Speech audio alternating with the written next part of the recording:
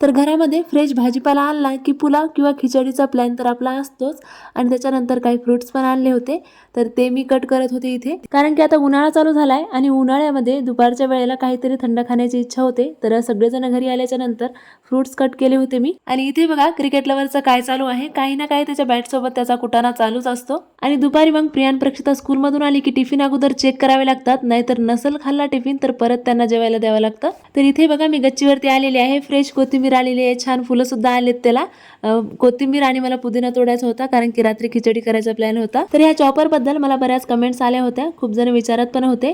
तर हे चॉपर जे आहे मी 2 वर्षापूर्वी घेतलेलं आहे, एकदम छान निघाले, टिकलं सुद्धा मला. मी घेतलं होतं तेव्हा 120चं होतं आणि आता हे जवळपास तीच किंमत आहे. एकदम बारीक याने चिरलं जातं, कांदा, मिरची, टोमॅटो, पत्तागोबी तर इतकी छान कापल्या जाते. पत्तागोबीचे मोठे मोठे तुकडे करायचे आणि चॉपर मध्ये टाकून एकदम बारीक चॉप होते ती. आणि जास्त वेळही लागत नाही याला, कारण की हातापेक्षा चॉपरने जास्त पटकन